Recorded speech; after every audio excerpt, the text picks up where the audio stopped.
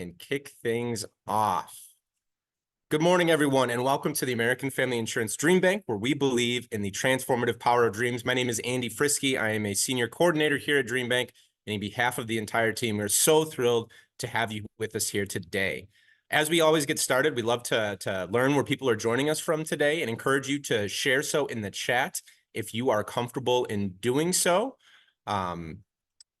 We've got a full day for you all, or half day for you all here today. For those of you who have attended our virtual or our in-person events in the past, welcome back. For those of you who are maybe joining us for the first time, we'd love to take a few moments and introduce you to DreamBank. So here at American Family Insurance, we believe that communities are stronger and the future is brighter when people are actively pursuing their dreams. And that's why we created DreamBank. It's an inspirational community destination and digital experience dedicated to dreamers everywhere. From our daily event series to immersive signature programs, there's always something for every dreamer. Our offerings are designed to help you celebrate the dream journey, to overcome obstacles, and to stay motivated. Before we go ahead and kick things off, though, I do have a couple of housekeeping items I would like to address. Thanks again for taking the time out of your day to join us here. You made the conscious effort to be here, and for that, we are so grateful. In order to get the most out of today's session, we do ask that you have your camera on if possible to ensure the best experience for all, as there will be numerous points of engagement and interaction. If you have any questions, feel free to go ahead and pop them in the chat, and myself or the presenters will do our best to get them answered. I'll be working in the background just to make sure everyone's accommodated for and to address those questions when they do come up. There will be some breaks scheduled into the presentation today, and that this event is being recorded, and it will be shared out later with all of the links and items that are referenced here today. So if you missed something, you weren't sure you heard something correctly, don't worry, we got you covered. We'll make sure that those get sent to the email address in which you used to register for the event today. Now, I'd like to go ahead and introduce our featured speakers, Brent and Kate Halfwassen. So Brent and Kate Halfwassen are the owner of Milwaukee's Small Business Coach, a business coaching and consulting firm focused on small business owners and entrepreneurs from $5,000 to $5 million in revenue. Brent is a reality-focused small business coach empowering small business owners and entrepreneurs so that they can stop spinning their wheels and instead take the next right actions to transform their hard work into hard cash. He has spent over 20 years building businesses and opportunities, coaching hundreds of entrepreneurs and small businesses, owners around him, and evolving his own entrepreneurial focus. Kate is a successful C-suite leader with a proven career in both large for-profit and mid-sized nonprofit companies across the region. Kate lights up when her clients see how their every action impacts their journey to achieving their goals, whether financial or operational. She loves making business problems come alive by sharing stories that others can relate to and has moved hundreds of people from avoidance to achievement. Humor is Kate's sugar to make the medicine go down, so be prepared to laugh when chatting with them. Thank you so much for joining us here today. I will go ahead and kick it over to you both. Thanks a lot, Andy. It's a privilege to be here and excited to be in front of everyone. While we get started, and Andy covered most of the ground rules, we're going to talk about a few other. I do want to encourage everyone to go ahead and take this initial survey. It's really fun to see what everyone has in terms of their initial relationship with goals. So I've dropped the link into the chat. You can type it in depending on where you're at, how you want to handle that. But it's really fun to see where people start.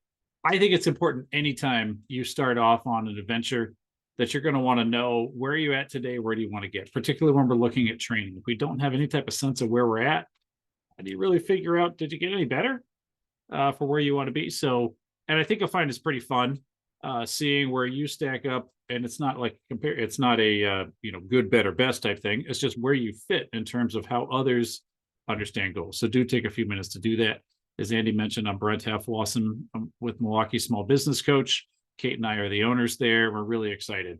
One other piece I want to put out there, and I want to encourage everyone to do, in my opinion, this is the networking cheat code now that we're going virtually, is that you should take the opportunity. And I saw a few people poking in there, like the city where they come from. The chat is such a great place to be able to engage and to be able to grow and be able to connect with people. I want you to put a little bit about your business, like promote yourself a little bit, put your LinkedIn information in there so people can connect with you, put in a little bit about what your business is and your tagline and even your website, because business, believe it or not, has gotten done because people met each other on these forums and these formats and were able to move forward. So that's pretty cool. So I'm going to leave the survey up for another minute here. I'll drop the link again for those who have just gotten in. and a little bit of what we're going to cover today before we get into the agenda. Why are we even here today? We're here because we want to figure out how to conquer our goals. We want you to succeed. We want you to be able to not only set a goal, but be able to figure out how to bring that all the way through to the action steps that are required. That's a place that Kate and I are absolutely amazing. And we're absolutely honored to be able to walk you through this paradigm that we have compiled and what really ends up being successful for us. So I think we've given an opportunity for people to be able to take that survey. It was really quick. So let's just take a look at the results. I think people are going to enjoy seeing where we're coming from on that. So let's just take a look at the survey results really quickly. There we go. We got an update. Now this is compiled from, we've hosted this event several times, and it's kind of fun to watch responses keep coming in because it will continue to update. But the split between visionary and action-oriented tends to stay about the same. It's kind of a 2/3, 1/3 type of breakdown. What does that mean? Those of us who are visionaries, we tend to get the big idea. We tend to feel like it's bold, it's huge. It's like, would be awesome when we finally reach it. And then there are many of us who are like, let's just get it done. I don't even care where we're going. Let's just make it happen. Let's just start doing some things and be able to be successful. Why it's important to know where you're starting from is because it's important to know where you're going to be really good at, where you're kind of more inclined to understand. And then the spots where you're going to struggle. Those who were visionary tend to have difficulty getting that down to the action steps in order to make that vision come to reality. Those of us who are action-oriented tend to really frame that around a bigger vision and figure out where the heck are we going. You sure are working hard, but it's going in circles. So let's talk about how frequently we set goals. This is one that's kind of fun. And it looks like it shifted a little bit. That's kind of fun.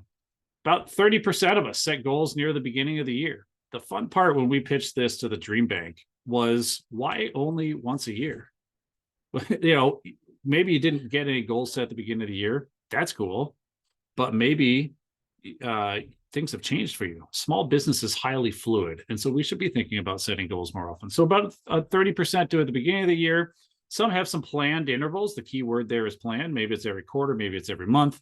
There's no right or wrong here again. Some do it when new opportunities come along. And that's definitely important for small business owners, because when you started the year, I didn't even know this thing was going to happen. Now it's there. Well, hey, I got to figure that out. And then about a third are in the goals. What goals? Totally respect that. A lot of us don't set goals. Some of us just say we set some goals and then we go about and work on it. We never really wrote it down or did anything formal. But what's interesting, if you notice, I'm going to say roughly. So, there we go. Let's get that off page. Trying to connect them and go back to the questions here for a second while whatever reason Google tries to reconnect here.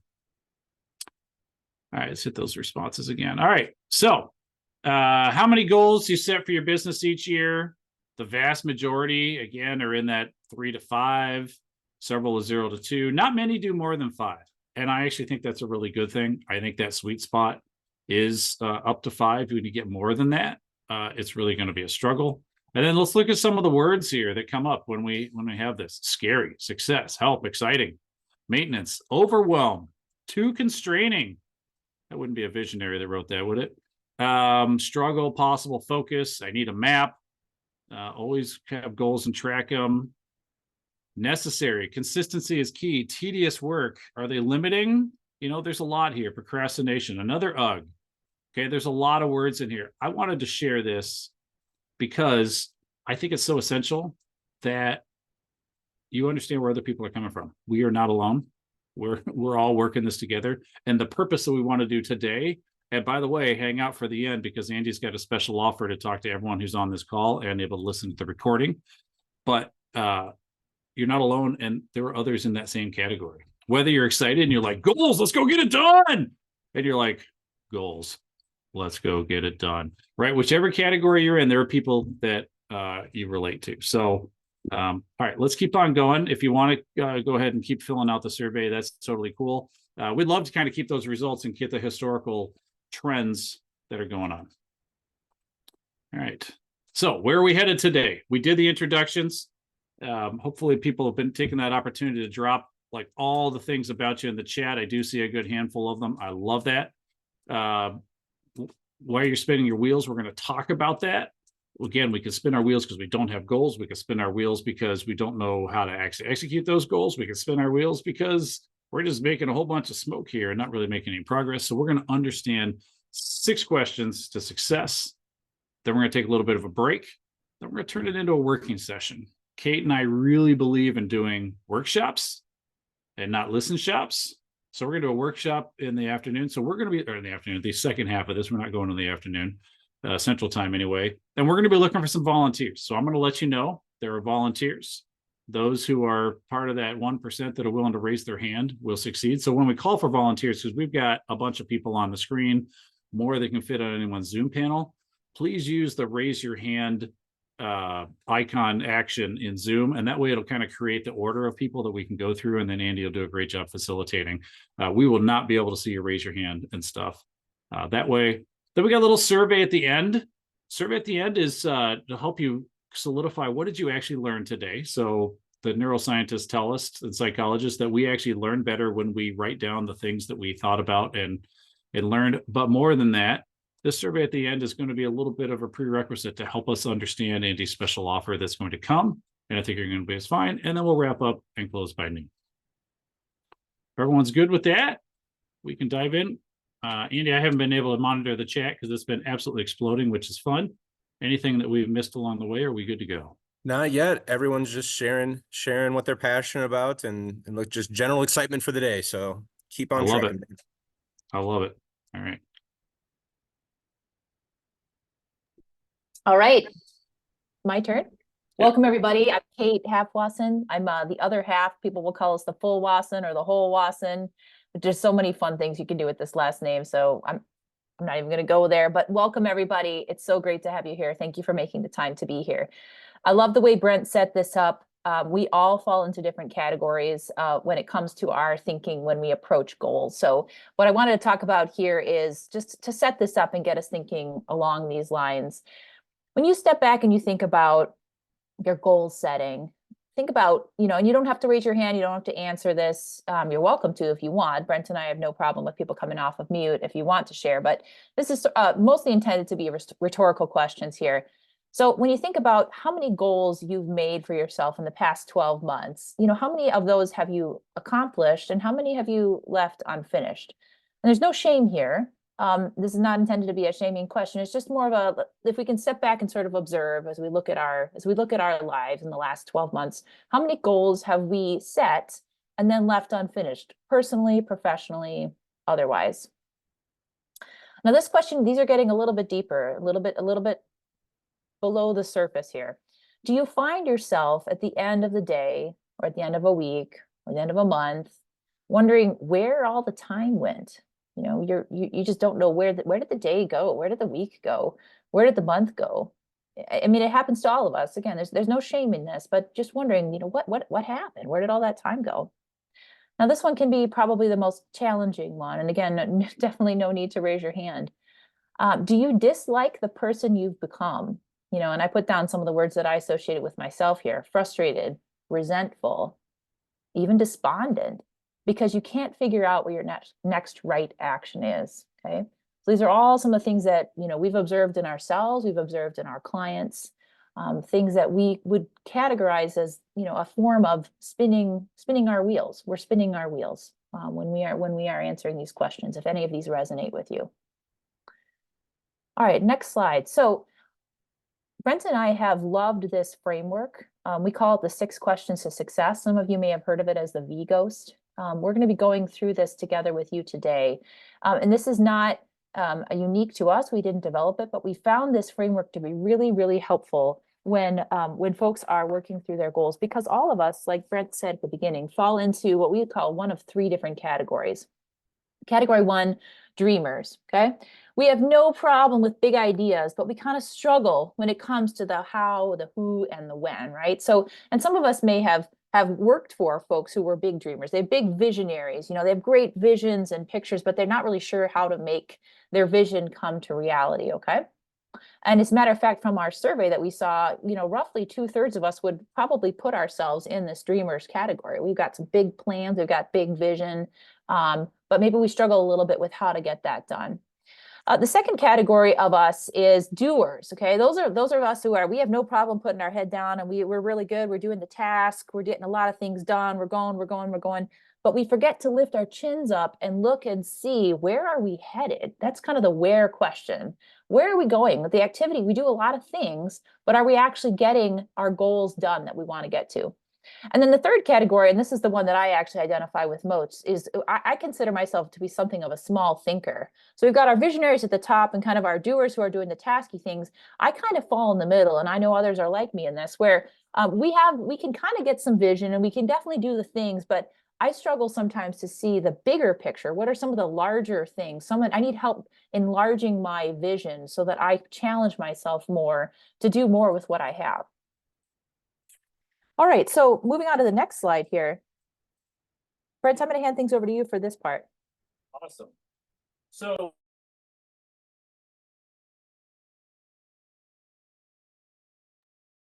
Brent, I think the mute monster got you. awesome. You There we missed the go. best thing I was going to say all day. So you'll have Run to it email me back. later and find it out. All right.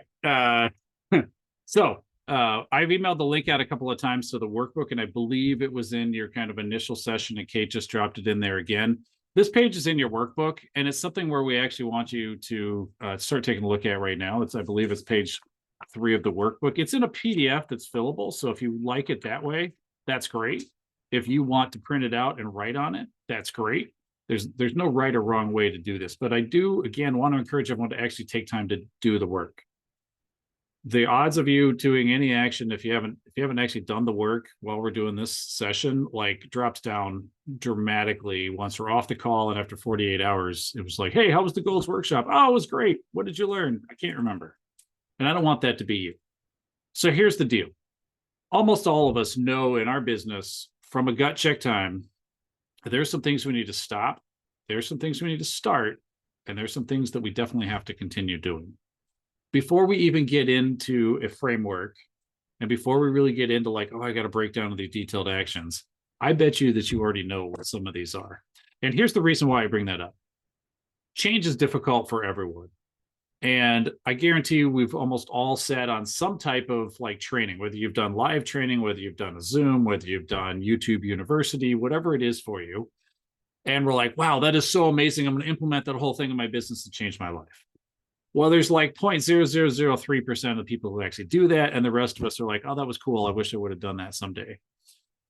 This will, at least if you do nothing else during our event, I want you to take away one thing that you're going to stop doing, one thing that you're going to start, and one thing that you're going to continue. And by the way, these can then feed into, when we get into our 6 questions success framework, they can be stuff that we actually put some specific meat around.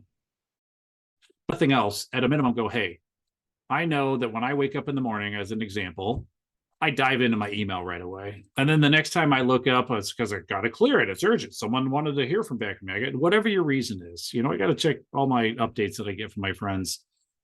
It doesn't matter what your reason is, but if that's unhelpful behavior for you, and you're like, I should really move it to the end of the day, then I want you to put on there, stop checking email first thing. It could be social media.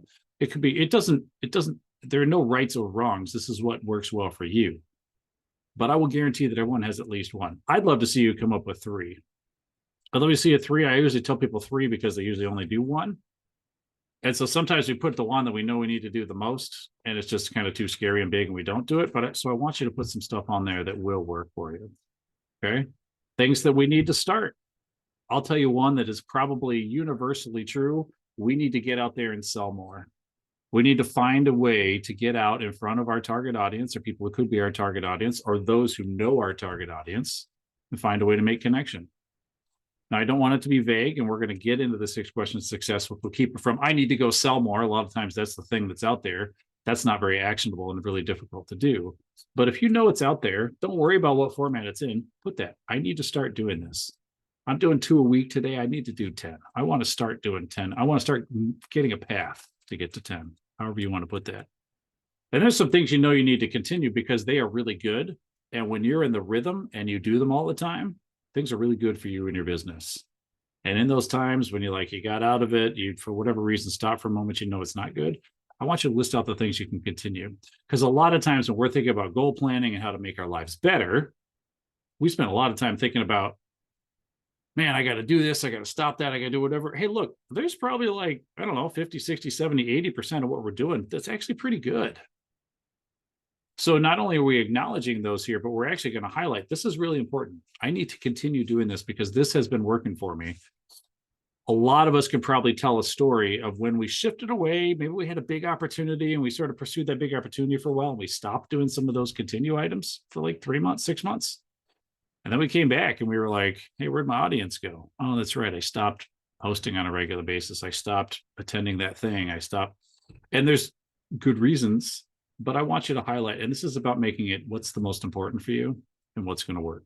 So I'm actually we're going to like hesitate here for a little bit, and we're going to open it up. People can raise their hand, ask some questions, whatever. But I would love if in each one of those categories you had 3 items you want to stop, start, and continue. But at a minimum, I'm going to push you to do at least one. I guarantee everyone here has one that doesn't take a lot of thinking, that you're like, yeah, that's the thing. And don't worry if it's big and scary. Don't worry if you've tried it before and haven't succeeded. That's part of what we're going to continue to cover here in the second half of our event. So we do want to open it up. If anyone has questions, raise their hand. I'll trust Andy to call on folks.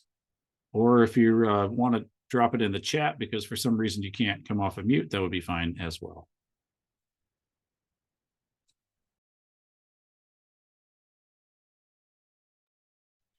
I'll just jump in and say one thing I know for me that I need to start doing is taking time to get out during the day. You know, it's so easy for me. Like I said, I tend to identify as a small thinker.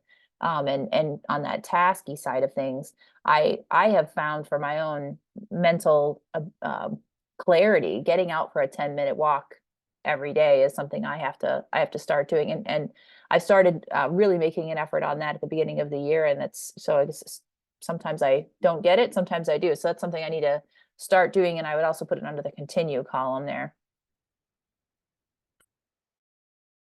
Brent, I think Gabby's got her hand raised. Gabby, if you want to go ahead and come off mute. Go ahead, Gabby. What do you have to say? Perfect. Just kind of a question, more opinion based, I would say. When you're trying to identify these unhelpful behaviors and, you know, whether they're like personal or professional, what are some warning signs that maybe you and Kate have kind of went through when you're identifying these? Because some behaviors I'm like, well, is it the worst that I check my email in the morning because it makes me feel like I have a lot of work going on if I don't check it right away? But then I could see how that would be really unhelpful, you know, like going on your technology right away in the morning and, you know, not giving yourself the time that you need. But yeah, I guess like tell me some warning signs or like ways to kind of navigate through finding whether it's actually unhelpful or it's just like uncomfortable and new. So, wow, what a phenomenal question. Thank you for, I mean, you went right into the deep nuance right away. Let me hit on the email thing, because that's actually mine.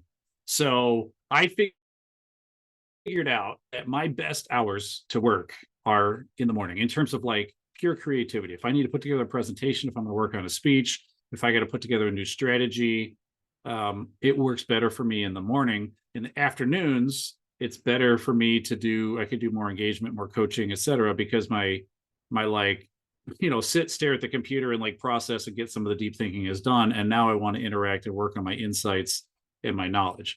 When I was putting my email in the morning, I would find out that it would be like, dang it, it's 10:30. Basically, I'd lost 2.5 hours of my best time to do some of the things I wanted to do. And then when I try and place that in the afternoon, it wasn't a hot spot for me. So I knew for me, I had to make the choice to not only stop it, but then I had to find another space for it to go, because I can't just not check any of it. It's not like a permanent spam box. I've got to actually interact and respond. But I knew for me, I had to do it. So one of the things I look at is time and efficiency.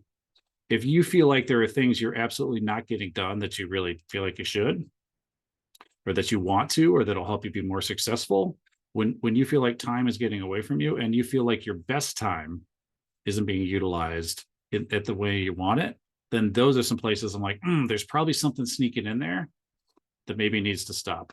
There are some probably behaviors that you know perhaps are problematic, and they may be on the personal side, they could be on the work side, and they're more evident. But if you're looking for like hints and warning signs, for me, it's you have the end of the day and you're like, what the heck happened? It's 5 o'clock. And I had these visions of doing all this stuff today and something didn't happen. I want to go back and go look at that and be like, is something creeping in there, and is it creeping in there on a regular basis that I need to stop and figure out how to control? Kate, do you have some other thoughts on that? Yeah, thanks. I actually was leaning the direction where you were heading there too. And I was just looking at the words on our slide here, that gut check time. I don't know if any of you are like me insofar as, and some of those questions are pretty personal for me that we were asking at the top of the presentation. Do you feel, I know it's kind of a squishy thing to talk about feelings when it comes to our careers, but I'm very much of the opinion that our feelings do influence how we present in our businesses. So are you feeling with a particular behavior that it's weighing you down, it's holding you back, which is different than it's uncomfortable, but I know it's good for me. So there's that connection between what you know, and it may not feel natural because it's a new behavior, versus, oh my goodness, this is weighing me down. I've got to find a different way. Does that help, Gabby? Yes, that was really helpful. Thank you both. Good. Do we have anyone else, Andy, or any other questions on this one? Doesn't Cool. look like it. Fair enough. So again, this is one of the key items that I want you to have as a takeaway. If you do nothing else on this page, if you get distracted and your dog starts barking and the delivery man won't stop coming to the door, whatever the thing is, I want you to at least have some start, stop, continue, because this is going to be some of the power that you can take away from this. And you can look at that. And we definitely have to put some structure around it usually to be successful. Like I couldn't just wake up one day and be like, all right, that's it. I'm not checking my email anymore in the morning. I had to get a little bit of structure around and get an action plan in order to make that work effectively, so that email was still being checked and people were being responded to effectively. Going with that example, that doesn't have to be your example. Everyone's got their own one. So, but I do want you to come down with that. So please, even if you didn't download the workbook, 3 simple columns, you can write it anywhere. You can put it in a document and keep track of that. I'm want to turn it over to Kate as we start going through the 6 questions to success. All right, thanks. So 6 questions, it's a lot of questions. But hopefully we see that we're not trying to make this too complicated. We were trying to think when we were developing this framework, what's an approachable way rather than saying vision, goals, objectives. I mean, I've said this before and I'll say it again, you could call each of these steps, apples, oranges, bananas, and carrots. It doesn't really matter, so long as, and this is what's important, you're thinking through each of these different stages, because we fall into those dreamers, doers, or small thinkers, those broad categories. We all fall into those categories naturally. We have found from our experience at Milwaukee Small Business Coach that having our clients and folks that we work with in our Take Action groups work through this framework can be really, really helpful. So in your workbooks that you downloaded, and I put the chat a couple of times put the link in the chat a couple of times for those of you who maybe were joining or dropping off a couple different times. We've put what we consider to be a helpful worksheet specific to vision, but we won't be going into that a whole lot in this workshop today, because this is a goal setting workshop. And again, not surprisingly to us, but maybe surprisingly to this group, 2/3 of us would identify as relatively visionary anyway. But if you happen to be in that group where you want to solidify your vision a little bit more, there's a worksheet in the workbook that we've found helpful when working with our clients to kind of nail down your vision. So vision, we've all heard this. What is your why, right? For us, the why we're asking you to answer here is, why did I start my business, and why am I serving these customers? So not to go into this too much, but this is the kind of thing that when we're thinking, it's a crummy, rainy, snowy day in January, and you are, waking up, in the middle of the night, in the middle of June, or, it is like November and you just don't know what's happening. Thinking about this why did I start my business? Why am I serving these customers? This is something that I think is really important for us. And when we get to the second part of our workshop today, when we'll be workshopping this with some of you courageous souls that are on the call, we'll be working through this with you, and we'll be pushing for some of you on what is your why. Okay. And I think it's important here to say, why is never about money. It's never because I want to make $1 million. The why is always about, what do you want to do with that money? Well, I want to retire so that I can go travel the world, because it's always been my dream. My why is because I have a daughter who's on the spectrum and I want to be able to take care of her. Those are more of the types of whys that we want here. And again, those sound a little bit, squishy, but we all have a why for why we started our businesses. And so that's what we're going for here with this first of the 6 questions are why. Why did I start my business? And why am I serving these customers? Over to you, Brent. Yeah, I mean, will it get you out of bed in the morning when things are tough in your business? I think that's one of the parts that we definitely want to dial into. The next question we're going to ask is where? As in, where do I want my business to be in the next year? Where do I want my business to be in the next year? There's lots of, and so again, as Kate had mentioned, one of the reasons we're sort of separating the words and adding a question is because goal can mean a lot of things to a lot of people. And so I really want you to focus where do I want my business to be in the next year? That, in our estimation, needs to be what your goal is going to be when you think about from business planning standpoint. You can do this personally. Where do I personally, or my family, where do we want to be in the next year?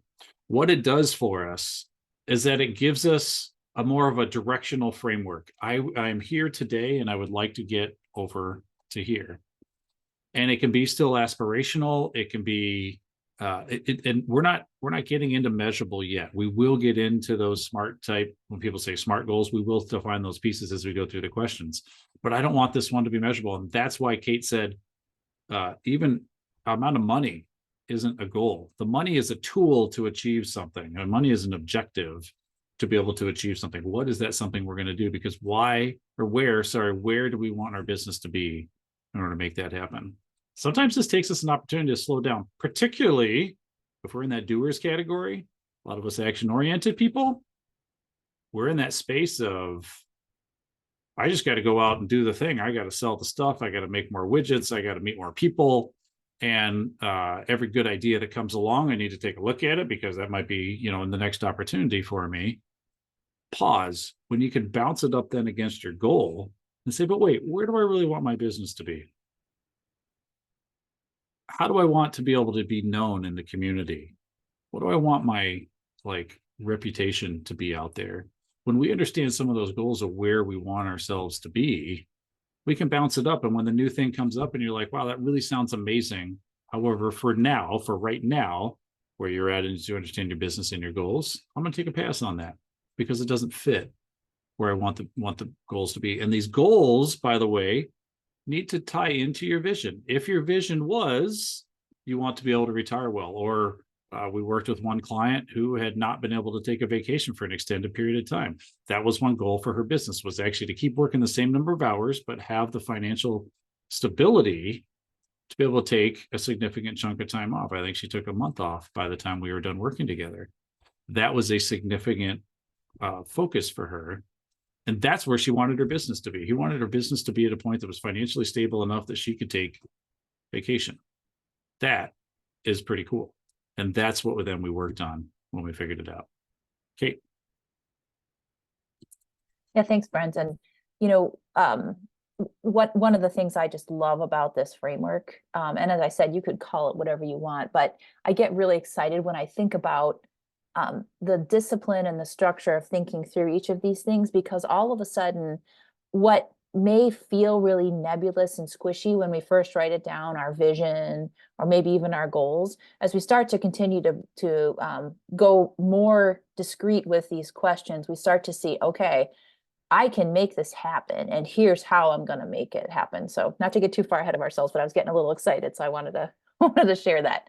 Okay, so the next here is the objectives.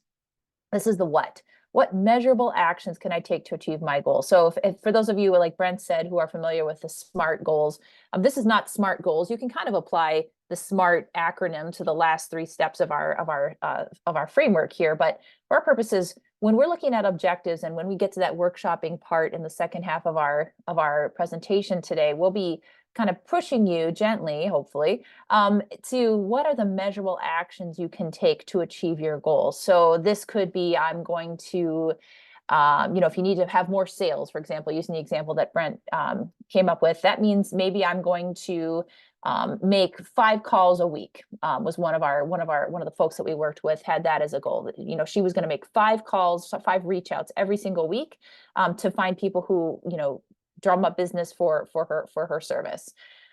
Maybe for you, a measurable action is going to be, you're going to post, you know, every single day, you know, 5 days a week or 7 days a week. That's going to be your measurable goal, but there should be some kind of a measurable action there. Maybe it's a date. You know, by the end of June, I'm going to have been a guest on 6 different podcasts, you know, for example. So those are measurable, and they help us to then figure out the next couple of steps in our framework here. Over to you, Brent. Yeah, one of the things that I want to continue to clarify in that separation, that objective is the action. That's when we think about, when you're thinking about goals, if what you come up with is a list of actions, I don't want you to erase it necessarily, but I want you to write the word objective next to those. I want you to write all those actions down and put down that it's an objective, because that's going to help us start to sort them out and be like, is this actually tied to a goal? Is this actually tied to where I want my business to be next year? Or is it just a thing I'm doing? Because sometimes the things we're doing, some of those things, they go on our stop list, because you're like, wait a second, that doesn't get me anywhere closer to where I want my business to be next year or next month, right? Or next quarter. So there's just a little cheat code hint as we're moving along here.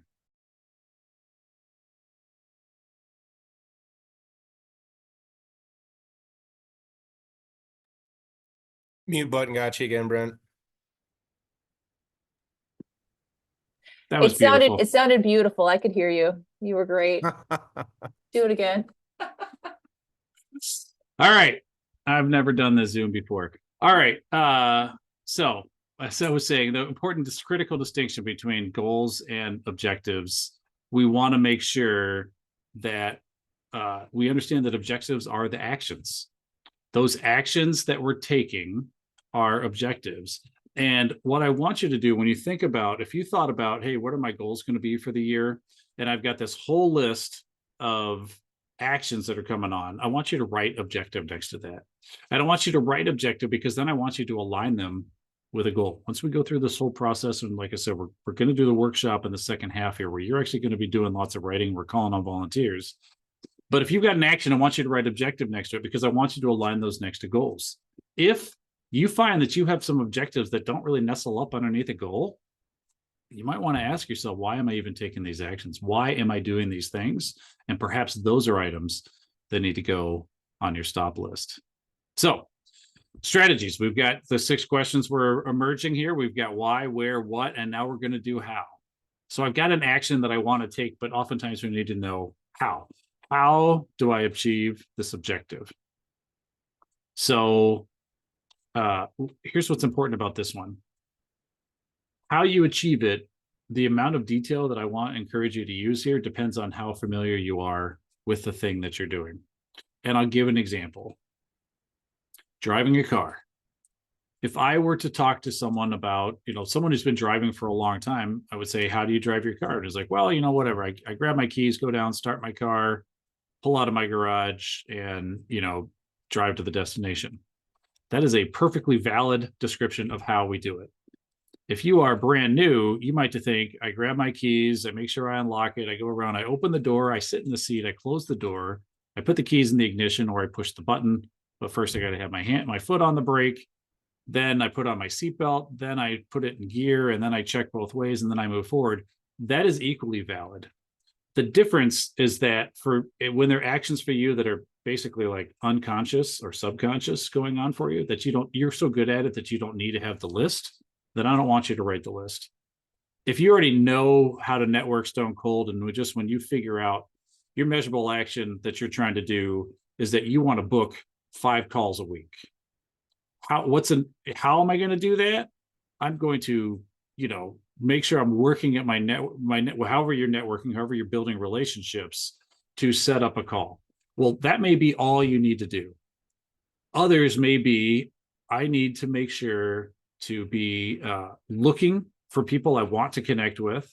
Then I'm going to use my system that I've come up with for building relationships and encouraging people. I'm going to make sure to send a follow-up email that has the links that people can book time with me. I'm going to make sure to ask them when I have them in person. You may have a detailed strategy there. It is all entirely up to you.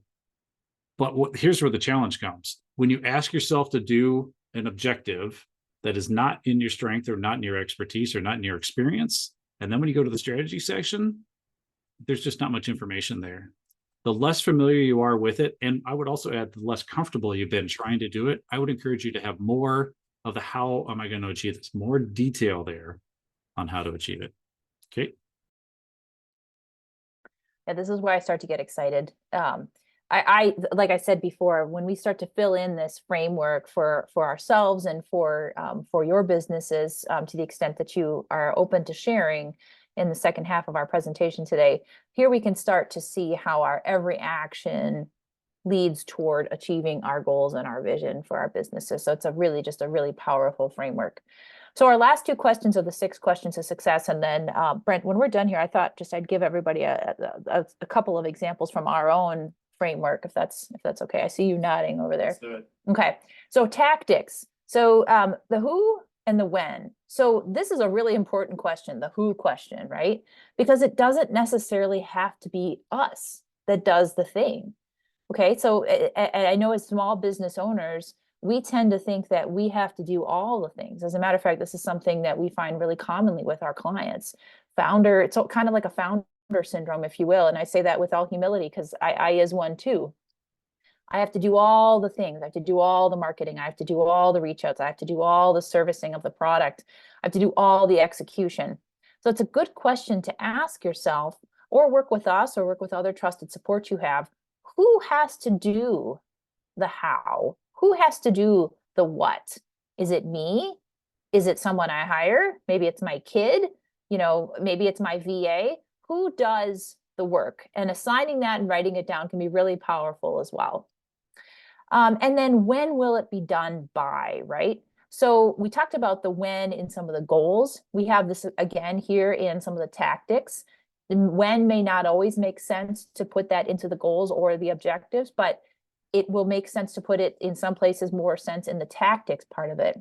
And where the tactics help us here is this helps us to determine how are we actually breaking down our schedule? How are we breaking down our time so that we know that every single action we take throughout our day, throughout our week, throughout our month, throughout our year are leading us toward achieving our goals. We'll talk a little bit more about this later in the presentation. And I was telling Andy as we were prepping for today that later on in the second half of the presentation, we start talking about some of what I think are some of the more amusing parts of this presentation. We talk about myths when it comes to goal setting, things that we've seen to be the case for some of our clients and just in our careers up to this point. So, but what I would say there is goals are not rigid, and we'll talk more about that. This framework that we're working on today is a living document. For our case at Milwaukee Business Coach, we actually pull our framework out on a regular basis, probably about once a month. We take a look at it and we determine, okay, where are we headed? Are we still aligned with where we want it to be? And do we need to adjust something? So not to get too much into the second half of our content here, but what I thought might be helpful is if I shared with you as a group a little bit, and I'm just going to say this so you can listen in, where Milwaukee Small Business Coach is for some of our own 6 questions to success. So our vision for the business is that all small business owners have the support that they need to be successful. That's a pretty broad vision. And I'm not going to lie, as a small thinker, Brent tends to be a little more visionary. I tend to be a little more of a small thinker. So we're pretty good yin yang with one another. When we were first working on our vision for Milwaukee Small Business Coach, I thought, okay, well, we'll be all Milwaukee-based small business owners have the support they need to be successful. He said, no. Let's make it all business owners, all small business owners have the support they need to be successful. And why is that our vision? Well, both of us have worked, between us, we have, 46 years of combined business experience working for really large for-profit businesses. And then working for mid-sized nonprofits. And we have found that working in those environments, we have access to tools and support that we aren't seeing in the small business community. And we wanted to bring some of the things that we've been privileged to learn over the years of our careers to the small business community and help that out. So that's why our vision is that all small business owners have the support they need to be successful. All right, so then supporting that, we have a couple of goals, and this is something that we'll talk about a little bit more later. But when it comes to goals, we did ask this question in the survey that you all took at the top. We asked, how many goals do you tend to set? We like to keep our clients to no more than 3 goals. Beyond that can feel too overwhelming. And it may be simply that if you're thinking, oh my goodness, there's no way 3 is going to be enough. Maybe when we go through your framework, bring that question up, because it may be that something that you thought was a goal is actually something more like an objective that we can, use to support a larger level goal. So one of our goals, we have 2 main goals, and the second one is what I'll share with you here. What our goal that supports our vision, that all small business owners have the support they need to be successful. Our goal is to be the coach that comes to mind for entrepreneurs who feel like they are spinning their wheels. So that's our goal, is to be the coach that comes to mind when entrepreneurs feel like they are spinning their wheels. Okay, so if you're like me, you're saying, okay, that's a where. Now, how are you doing that? What are you doing? Good, if that's what you're thinking, that's exactly where we want you to be thinking, because that is our next question here. Our goal is be the coach or business that comes to mind when entrepreneurs are spinning their wheels. Okay, one of our objectives to get there was, hey, we need to really refine our sales story, how we talk about our business. We need to make sure that we are using words and language that makes sense to the business owners that we're working with, to the entrepreneurs that we work with. So that's one of our objectives. Actually, we have 3 different objectives that support that goal. One of our strategies, how are we going to do that? Well, we're going to actually interview one another and make sure that we are aligned on how we're speaking about our business. And then we're actually going to pull together some scripts. And then our tactics were that once we have our strategies figured out, our tactics were that we're actually going to sit down and write them out and figure out what our scripts are for when we talk about our business, so that we're aligned and we're on the same page when we're talking about Milwaukee Small Business Coach. So, and then as you may have noticed, we have one vision. We may have up to 3 goals for each of our businesses, but under each goal, there could be multiple objectives, strategies, and tactics. So it turns into more of sort of like a tree, if you will. And I think this is a good point for me to hand things over to you, Brent. Yep, for this next slide, you read my mind. Go ahead. Love it, Kate. Thank you. The point that Kate made about how it flows together in sort of an outline or a tree format is really important, because and so this is something you'll see in the workbook. And again, there's a QR code, and workbook is the last item in the chat there. So do download it again if you don't have it. But they really flow into one another. We're answering all 6 questions in order.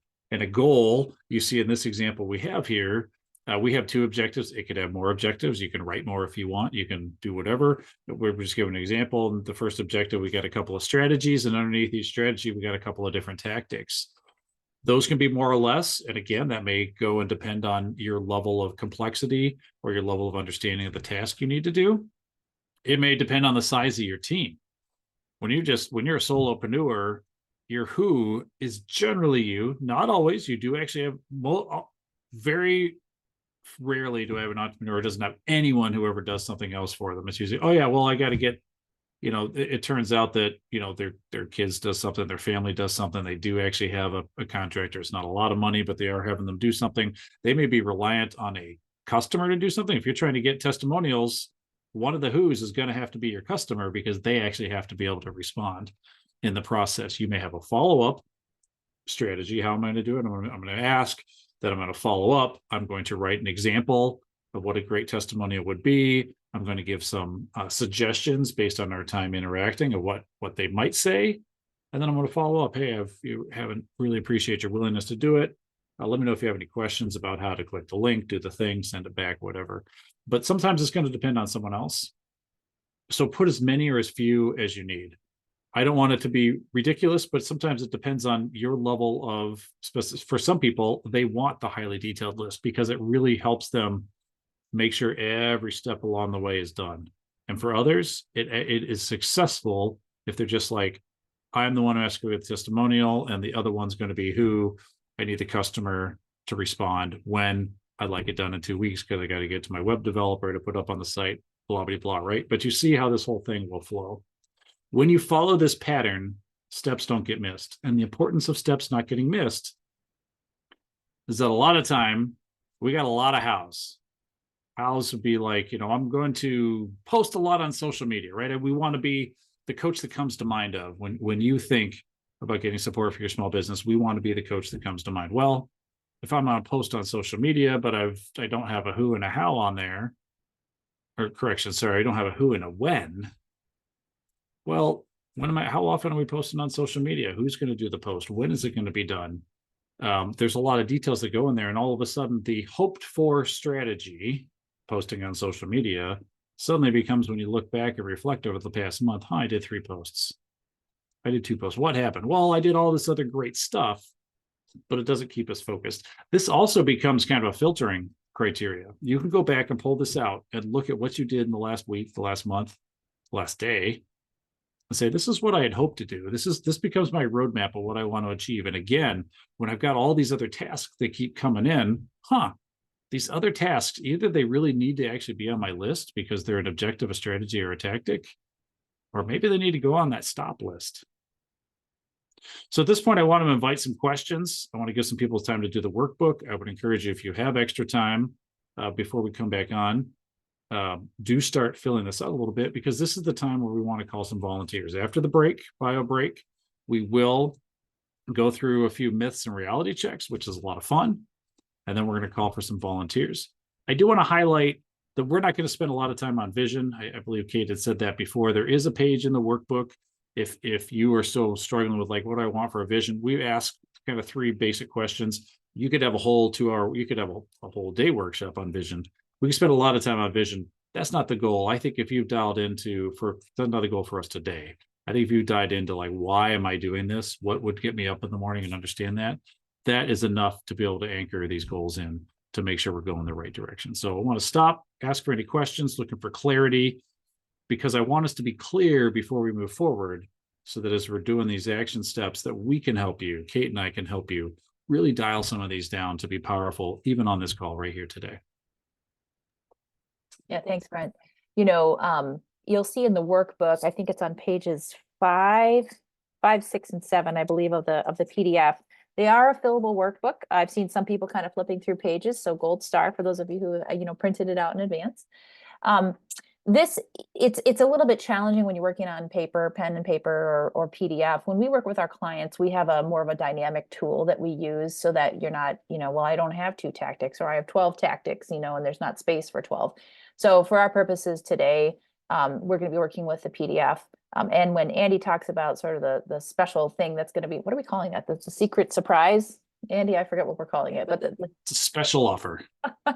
At the end of the call today, you'll have an opportunity to hear more about that tool. The other thing I wanted to put out there too, if your head is spinning a little bit and you're sort of thinking vision, goals, objectives, strategies, tactics, oh my goodness, I just want you to know I totally get it. And that's partly why we find it so helpful to actually workshop this with you when we're live and in person. So that way, when there's confusion about what's a vision, what's a goal, objectives, strategies, all of those words colloquially, we can use them interchangeably. And so we are putting some definition around them for our framework here, like Brent said, to make sure we're filling in and asking all the questions.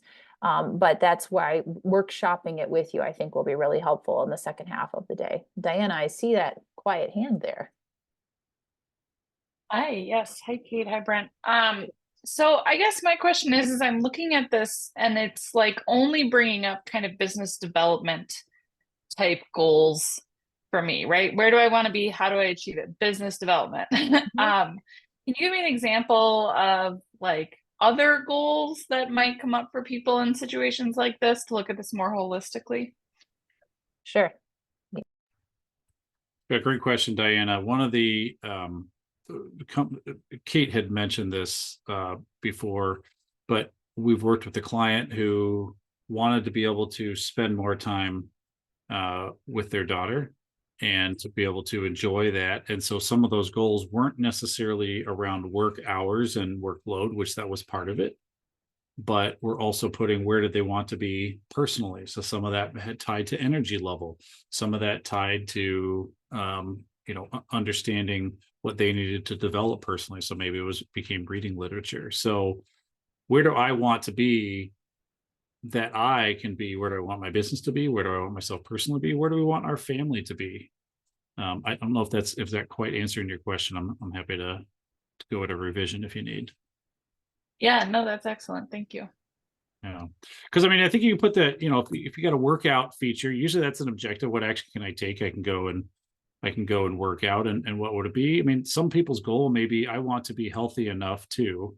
I'll tell you, there was just full disclosure, since no one's listening and we're not recording this, when after our second child was born, my wife invited me to join her in the couch potato to 5K, because my physical activity was decreasing to the point that one of my goals, where do I want to be? I want to be in good enough physical shape that I can really play and have a lot of fun with my kids, which would require me to get back and do some of the exercise that I used to do before we had kids.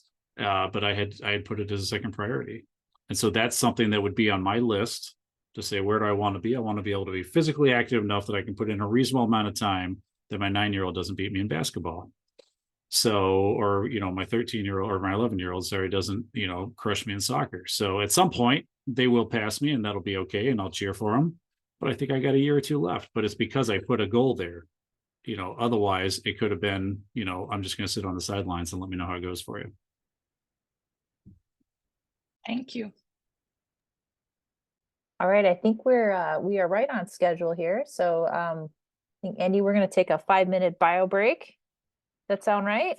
Yep, that sounds right. So we'll just say we'll all reconvene right at 11. Cool. So I'm showing 55 on my end. So yeah, right at 11.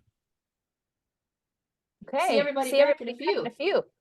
Yep. And we'll leave the link up for the workbook, or you can download that on the QR code, and we'll dive back in. I realize that, I don't know if my clock is fast, but that was the shortest probably 5-minute break anyone has ever experienced. So let's give it just a few more minutes here, just in case. But yeah, I think I looked at it right when it changed, and I don't know if my clock's up to speed. I'm checking my. It's the eclipse today. I think it's probably messing with your time. The eclipse. Blame it on whatever you want. Yeah, a couple more minutes. That'll be great. Couple more minutes. Yep. Yeah, I think we've got some people on the call from Nebraska and Texas and Arizona. I'm curious if there's any hype in those states, because I think I'm trying to remember what I saw in the Wall Street Journal about the path of the eclipse. I think Texas is definitely supposed to get some. That's cool. It's very cool. Yeah. Yeah, I'm gonna when we're done here, I'm gonna go for a run, and then I'm gonna finish up over at my kids' school. They're doing it was the most random permission slip I've ever seen. They're going to be going from 144 to 232 out onto the playground, and we had to sign this permission slip. So 144 is when I will be at their school.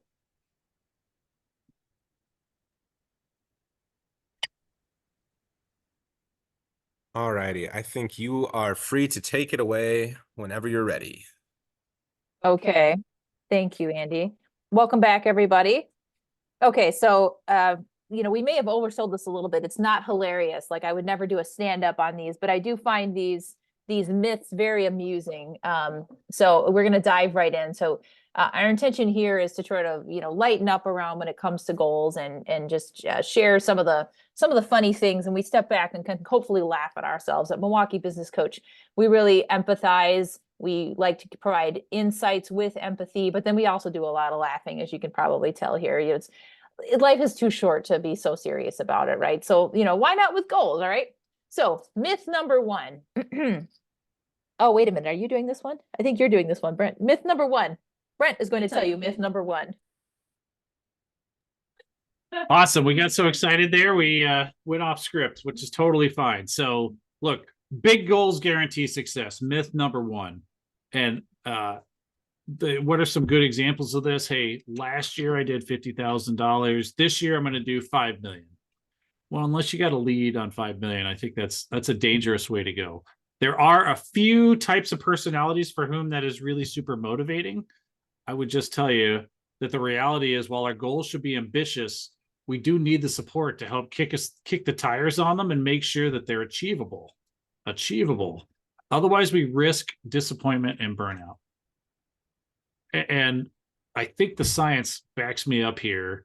What we want are to get a set of wins. And that's why, if you remember when I was saying earlier on some of the goals, sometimes we're just going to put one. If it's not something we've done, instead of me saying, hey, I'm out of shape, I would like to be in good shape for my kids, I think I'll run a marathon tomorrow. That is not realistic. Perhaps there's someone who has the physical capability to pull that off, and then but that is not the norm. And the challenge is when we start comparing ourselves to people who are way on the end of the bell curve. Those people are amazing. They have great skills and talents, and the way God made them is awesome, but that may not be us. And so I want us to set goals that are ambitious, but not outside of our realm to be able to do it, because success breeds success. It's actually the visualization of it and then the achieving of it. If we only ever visualize it and never achieve it, it's going to become disappointing, and we're going to get burned out, and it's going to really interfere with our opportunity to continue along. Kate. And it wasn't personal. I wasn't laughing at you like the thought of you running a marathon wasn't what was so funny there. Believe me, if you want to run a marathon, I got your back. I will absolutely give you Gatorade. I'm right there with you. Okay, myth number 2. Once a goal is set, it cannot be changed. You know, and this is like my Gandalf staff thing, like boom, it can't be changed. Which is, you know, it sounds like something we may have heard, right? I mean, if any of you have ever worked for big corporations, sometimes I remember, I'm not going to say the name, but I remember, you know, early in my career working for a very large, one of the most admired companies in the world.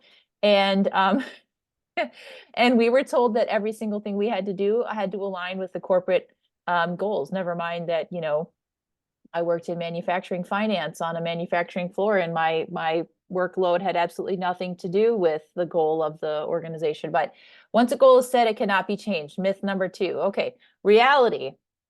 Goals are not like your grandma's peanut brittle. I don't know if your grandma ever made peanut brittle, but peanut brittle is this like delicious candy thing with peanuts in it. Apologies for those of you who have allergies, but you break it into pieces and then you crunch it, and it's really crunchy. It's really brittle. Okay, so goals are not like your grandma's peanut brittle. They're flexible, like Hubba Bubba bubble gum. If you ever chewed bubble gum when you were a kid, like the best bubble gum was Hubba Bubba, and it made these big bubbles. It's really flexible, and it moves and it changes. Life changes, and our goals can change with it. So earlier, before the bio break, we talked about how we pull out our framework, our goals framework, and we look at it on a regular basis. For us at Milwaukee Small Business Coach, we look at it about once a month and make sure that what we're doing is aligned with it. And if it's not, or if an opportunity has presented itself and we need to realign, then we do that. And it actually is very freeing to know that they aren't so brittle that we have to figure out how do we like jam the thing to fit into that goal, because gosh darn it, it's got to stay that goal. No, they're flexible. They're flexible. It's a living document and moves with us. And it's sometimes very interesting, actually, to go back and see, okay, this was what my goal was at the beginning of the year or my cycle, whatever that looks like. And here's what it shifted to towards the end as life happened and I grew and my business changed. Over to you, Brent. Awesome. So, hey, and one note I want to put out there as we're going along in the chat, if you got something that stands out to you that you really like, or you want to make a little side comment, blow that up in the chat. That's a great spot to put it. Also, if you have questions that come up, put those in the chat too, because sometimes we think of something in the moment, and then by the time we make the call for questions, everyone's like, I had something, but I forgot it. So go ahead and drop it in there, because we want to make this as interactive as possible when we have 50 of our best friends on the call with us at the same time. Myth 3, goals should be kept secret and pursued alone. So here's the challenge with that myth. If I don't tell anyone, then no one can hold me to it. It's not true. And I can sort of shift it and move it around, and then like no harm, no foul type thing. Here's the challenge with that. This isn't like Tom Hanks in Castaway. It's more like Sam and Frodo in Lord of the Rings. Entrepreneurship, being a small business owner, is a lonely endeavor. A lot of people don't get all the nuances it takes in order to actually build a successful business, what it means to be an entrepreneur in that role.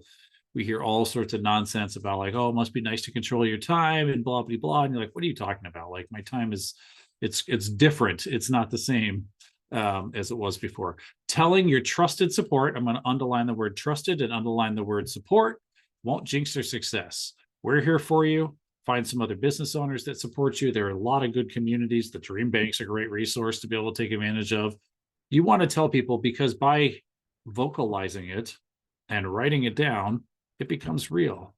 There's some other studies that show when you write your goal, put it on big letters, put it up above your monitor, put it on your mirror, and when you actually say it out loud every day, you're more likely to actually achieve it. Is one of the reasons why when Kate and I go and review our 6 questions of success we've done for our business, we go through it and it helps us make sure we're aligned. It helps us remember what we're doing this for and helps it sink in and become reality for us. So if you haven't shared those goals, first, that's why we want you to write them down. And 2, then we want you to share them so that there's some reality there and then some trusted support to say, that's awesome. Is there anything I can do to help you achieve those goals? Yeah, it's so helpful to actually speak your goal, personally and professionally. Very helpful to speak it, super helpful to write it down. And the most helpful, like Brent said, is to keep looking at it, bring it up. Not so much so that it, whatever rhythm is right for you, not so much so that it's, it feels like you're bashing yourself over the head with it all the time. That can become kind of a shaming thing. But doing kind of a check-in on it. For us, the monthly rhythm seems to feel about right for us to check in and see where are we at. Okay, myth number 4. Goals are only for long-term planner types. And I like this one because, some of us have maybe we can identify, maybe we've heard people say this. We've certainly heard it from people that we've worked with at Milwaukee Business Coach. I don't need goals. I just go forward and do my thing, and I'm just going to wing it. I'm going to make it up as I go along. It'll be fine. Goals are only for long-term planner types. The reality here is, from our experience, everyone benefits by setting achievable goals with actionable next steps. So I think we've banged this drum quite a bit as we've gone through this presentation today, where we said in the beginning, at the top, we said, from our experience, we all fall into one of those 3 categories: the dreamers, where we have kind of that high level vision; the doers, where we're kind of tasky and we're running on our little gerbil wheel, but we don't look and see what's ahead of us and where we're headed; and then small thinkers like myself, where we kind of we need help to think bigger, and someone to push us a little bit to enlarge our vision. Everyone benefits by working through and thinking through each of the different steps in a framework such as our 6 questions to success, the VGOST framework, because it helps us to determine what is our actionable next step. How is every action that we're taking, how are we blocking out the time? How are we making the connections? Who are we engaging with in order to make sure that we are achieving our goals? So it's not just for long-term planner types. The framework can encompass anyone wherever we are on the spectrum, whether we're dreamers, doers, small thinkers, or some other variation that we haven't mentioned. The framework will work for all of us to make sure that everything we're doing is aligned so that we achieve our goals and conquer those goals. All right. Cool. All right. So this is the time that we're going to start to call for volunteers. We're going to put the framework back up there so you can see it. Again, it's very similar to what you had when you downloaded in the workbook. There are work pages there. And Kate is actually going to do some filling in if you want to get on and share. And so you could go a couple of ways. There's a lot of ways you can do this. You can start with a goal, and we can get some help diving all the way down to ask you some questions to get down to the tactics. We can help you revise like where some things should be. Again, it doesn't actually matter what you call them. To us, the most important is that you answer the questions that are there. Oh, resume. There we go. We want you to answer the questions that are up there. However, there is some method to the madness and why we've organized these together. So stay with us while we figure that out. So we're up for taking volunteers. We'll let Andy call whoever first one to raise your hand. You get to be the great winner, and we will go from there.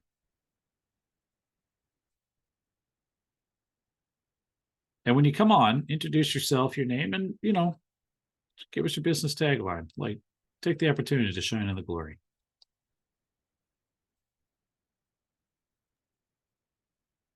And what I'll do here, babe, you want to mute? There we go. Well, what I'll do here is, to the extent it makes sense for people who are, courageous and they want to fill in, I will, if you would like, I'd be happy to do some typing here.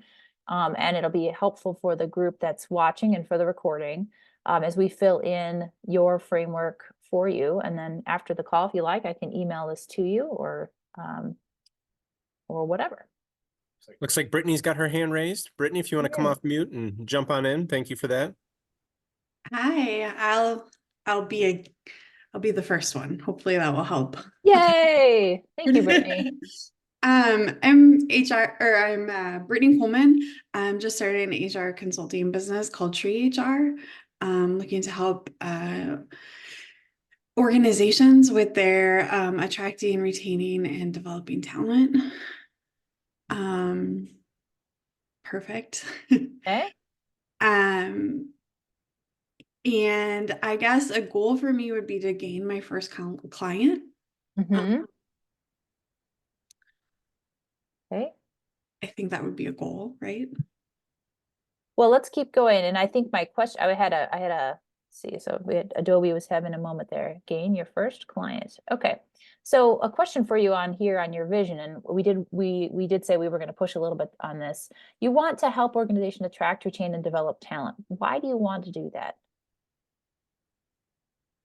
Why do I want to do that? I guess because I have a lot of knowledge in that area and I feel like I could help people. And I What? would Yeah. get a sense of fulfillment, and helping people in that space. So you're helping people, organizations attract, retain, and develop talent. So they are fulfilled, successful. Maybe they avoid some of the pitfalls of not having the right talent. Yeah. Okay. And I think on the flip side of that, helping, talent have voice as well. Uh-huh. Tell me more about that. I often think that there is an opportunity for organizations to really utilize the talent that they have in different ways. And that benefits the employees as well. So really capitalizing on the strengths kind of bridges that gap between what organizations need and, utilizing the talent that they have to achieve their goals. Okay. All right. Thank you. Sure. Go ahead. I'll try to mute myself here, Brent. Go ahead. So you listed gain your first client. Let's step back from that one a little bit. In this first year, so you're just launching. In this first year, where do you want your business to be? What would you like your business to be known for? What does it look like at the end of 1 year from now?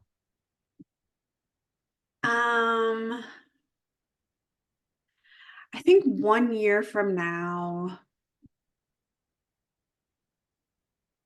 it will be, I guess I'll have a really concise vision about exactly what Tree HR is. And will be seen as an expert in the talent space. There you go. That bridge between HR and diversity, equity, and inclusion as well. Great. Now, those are actually two separate goals, I think, but it's for illustration purposes here, we're just going to keep it on the same page because I think it's great. But you get two items. One, you want to be seen as an expert. There's one type of efforts that you're going to take to be seen as an expert. Another is a bridge between HR and the DEI space. So Kate already moved your objective down. So remember, the objective is the how. So I'm sorry, so the objective is the what. So what are we going to do? We're going to go get a client.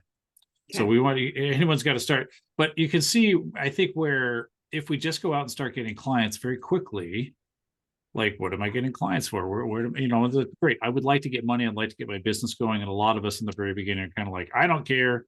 And I've told people you need two criteria in order to get into business. You need a product or service to be able to sell, and you need someone who's willing to buy it. You got those two conditions, go out and get it done. So sometimes we do that. We just dive in.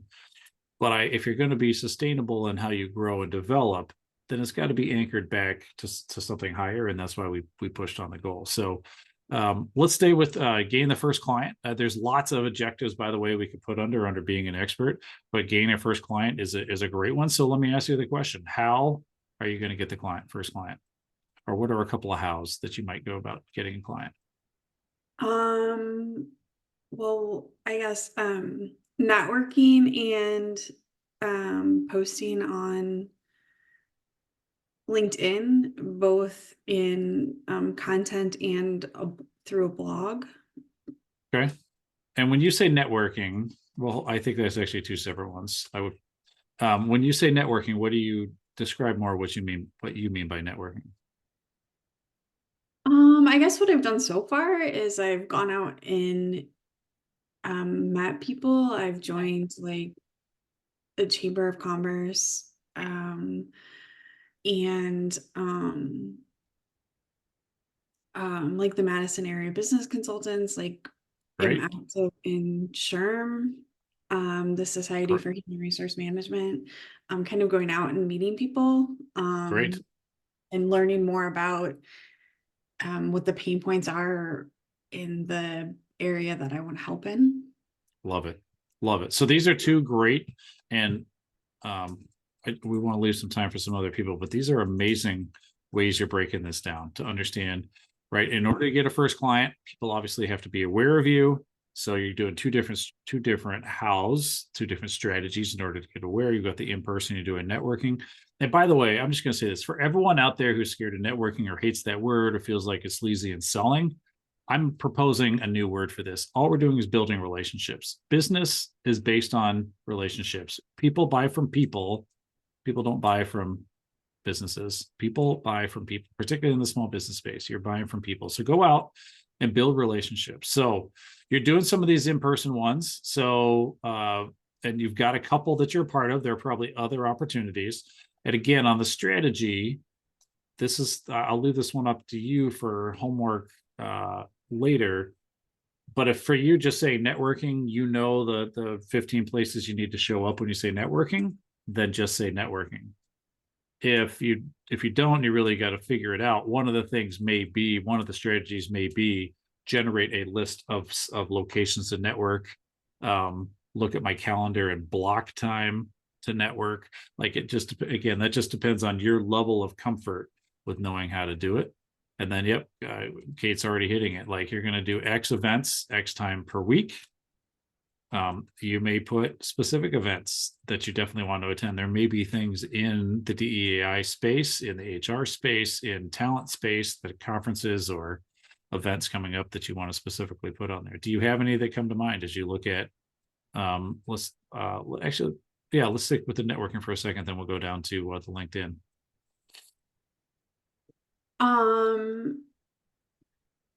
Well, I've just been trying to make sure that I have at least 3 to 5 events per week on my calendar. And would you define an event as like a one-on-one meeting with someone, or is it like an organized event that you're going to? Yeah, a one-on-one meeting, coffee, lunch, whatever, all the way through to like a in-person networking event, or like I would consider this something related to my business, Okay. Yeah, I think this is related to your business. Personally, I wouldn't consider it a networking event because it's more difficult to solicit engagement and understanding, although you were brave enough to step forward. Sometimes these platforms do work because someone can be like, oh, I need someone like that in my business. I would love to do it. But I love setting the goal of 3 to 5. I love a range. Here's the nice thing about a range.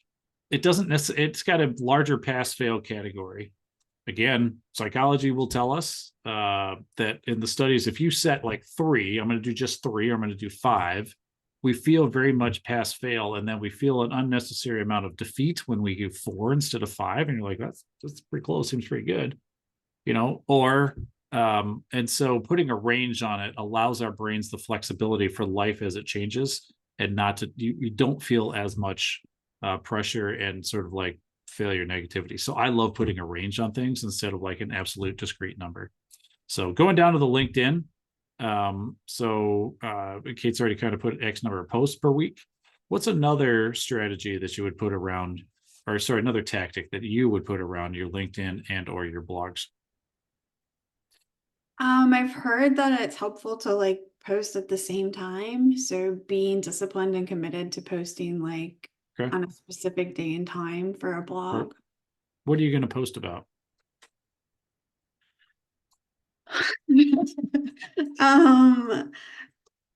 The things that I want to be an expert in, I guess. Okay. Do you have the list yet? I have a few that I had, like, 'cause you're supposed to come up with like 5 hashtags or something like that. So really making sure that I hone that in is something that I'm currently working on. That's perfect.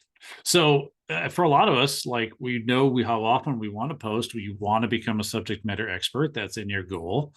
And so we kind of got to do some homework and figure out what is out there that we ought to be talking about. There's a variety of ways, by the way, that you can do that. You can natively create your own posts. You could comment on other people's posts.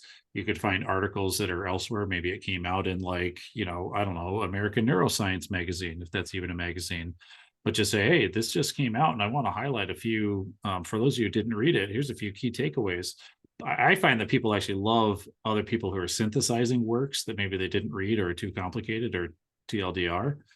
So I think these are great. This is a great list to keep going. It's not the end of your list. You would probably have another objective beyond gaining a first client, but we would definitely want to put this out there for you as an example of how to fill this all the way out. The one that I would add here that doesn't yet have a when on it. So you got to come up with a list of current topics that you want to focus on, or the hashtag. So I would challenge you and say, when would you like to get that done by? By the end of this week. End of this week. There it is. Beautiful. Brittany, really courageous to step up and do this. Thank you. Yeah, thank you so much. I appreciate it. Thanks so much, Brittany. All right, next contestant. Who else do we have? I'm gonna flip over to a fresh tab here. I know it's a Monday. I know we're kind of easing this. Oh, Tiffany, I saw you come off of mute. Were you given indication that you wanted to? Oh gosh. Well, I have to go in a few minutes, but I'm gonna put myself out there because that is the only way to do it. Thanks okay? so much for that. Thanks for being Okay. brave. So, what is my vision? My vision is to provide decision makers with clear-eyed and evidence-based approaches to achieve reproductive health equity. Okay. Why? Why? Mhm. Because I'm Why tired is of that important? because I'm tired of people dying as a result of pregnancy. I think that being able to exercise bodily autonomy is a necessary condition for people to achieve their highest potential, whether it comes to our economy, whether it comes to our society, and more. I loved what you said there. I'm just trying to capture this. Help people achieve their Highest potential. Yes. highest potential. And then you said something else about bodily. Yeah.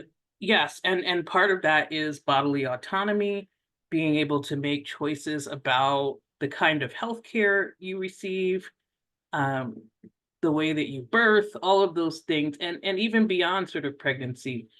Those choices matter in terms of society in general reaching its highest potential. And as an economist, I also know that that's important for expanding our production possibilities frontier, as we say in Econ 10. Love it. So as you can probably tell, I just made that your vision. That's your why. And Yep. then this would be your goal. Provide decision maker with clear-eyed evidence-based approaches to achieve reproductive health equity. That is a gorgeous direction. And I think that is a wonderful something that could be done within a year time frame, as we're talking about sort of that 12-month time frame for goals. So with that being I see you nodding a little bit. Are you okay with those Yes. adjustments that I made? Beautiful. Yep. Okay. So your vision, help people achieve their highest potential through bodily autonomy and healthcare choices. Your goal, and again, remembering that this framework can be squishy, right? So we can wordsmith this, or you can wordsmith it too if you prefer when we send this to you. Provide decision makers with clear-eyed evidence and evidence-based approaches to achieve reproductive health equity. That's your where. Okay, your objective now. What measurable actions can you take to achieve your goal of providing decision makers with clear-eyed and evidence-based approaches? I think I do this a lot for free. So as a business, I think one key metric of that would be to contract with a government agency or private company to advise them on strategic planning related to reproductive health equity. Great. Beautiful. Okay. And then your strategy then for this, and I know you have to go, so we're trucking through it, but I appreciate it. I can tell you have like a very organized, structured mind. Strategy, the how. How are you going to contract with government or private companies to advise on strategic planning related to reproductive health equity? How are you going to do that? Well, I guess I could apply to RFPs, but sometimes I see that RFPs are not exactly what they need to do. Like part of me wants to just email them and say, hey, I can help you. But I don't know how feasible that is, applying to RFPs. Another strategy, and I don't know if this is a direct one, but I tend to write op-eds and things a lot. So I've been using LinkedIn a little bit more to kind of give people a free preview of what they might get if they talk to me. So those are my two, and I think the other one is keynoting. So I've done some of that before, but I want to be strategic about getting, keynoting in front of decision makers to give them a path forward to improving reproductive health outcomes in Yeah, Wisconsin 100%. and beyond. I'm so regretting that I don't have my dynamic tool up here because I'm wanting to like add another strategy for her. So apologies, Tiffany, this is going to be a little messy. I'll try to put it in as a note that this is another strategy here. Love it. So Tiffany, one thing I wanted to put out there that you mentioned, you were giving a lot of things away for free. You're doing a lot of writing, you're doing a lot of speaking. I believe that givers gain, that like when you're giving out there, you're getting in front of people. One of the key advice that I give folks is talk a lot about what, but not necessarily about how.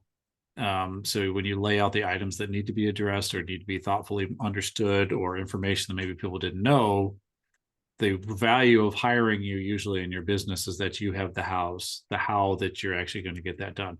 We're walking through part of this here, obviously with in the DreamBank with Andy, when we're talking about goal setting and how to move it and make it achievable and actionable. If you were just on stage, on a free stage, then I would say, hey, talk a lot about the what's, you're going to provide some information. Maybe you walk people through one how, but you kind of reserve the rest. So you give people what they need, you give them some key information, you get them started in the direction, but then the rest is what you can be hired for. Because I want to make sure you're getting paid, because you clearly have a lot of interest and energy and knowledge in this, and I want you to be paid for that. Yeah, academics don't get paid a lot, but I think for me, it's, I'm passionate about people being able to make decisions based on evidence and not just feelings. I think there's a lot of, important emotions that people have around this, but I look at the conversations and like, oh my gosh, this is not the way. I see policies being made. I'm like, nope, this is not it. But here are some other tactics that we could take that might actually move the needle on pregnancy-related mortality, move the needle on people having poor experiences in care, move the needle on structural inequality. So that's very important to me. And I'd also like to get paid for my expertise, which I've spent a long time building. So I love that. So let's pick, I wrote down 3 strategies, but again, this is kind of a down and dirty fast workshopping that we're doing here. And then when we have a more dynamic tool that we could fill this in more beautifully and really give these strategies the space that they need. But let's pick one of them and work through the tactics as well, so we can go all the way from top to bottom, or bottom to top, however you want to review it. What if we looked at the number 1, apply to RFPs, direct mail or direct email companies? And actually, Tiffany, those could be 2 different strategies. I just stuck them together as one. So feel free to break that up into 2 if you prefer. let's look at those. So tactics are the who and they're the when. So is this you replying to or applying to RFPs and direct emailing? Okay. Yes. And how do you find those RFPs? I'm part of, I belong to like a public health club where the person that runs a public health club puts up RFPs. I also know about other places where you can look and see what contracts are available. But again, not all of those are really quite aligned, but I'm trying to be very clear about what's aligned. There are things that I could do among those RFPs, but they're not aligned with the vision and the mission. So I try to be very selective about what I apply to.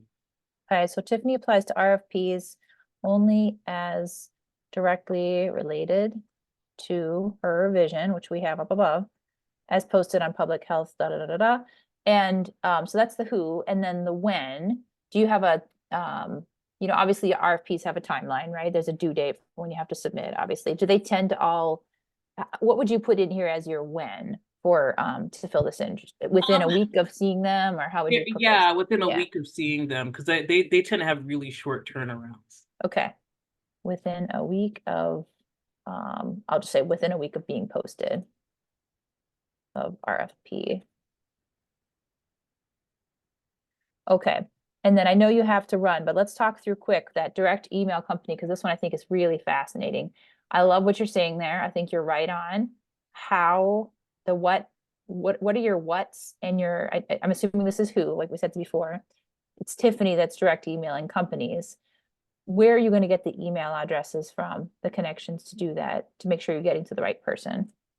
So, I've been a certified LinkedIn hater for most of my career because it's not it's not really great. Title. Like, I don't know any academic that's found a job on LinkedIn, but I found it really useful for last couple of weeks because we're hiring. It's in my day job to talk about the work, especially as people have migrated from Twitter.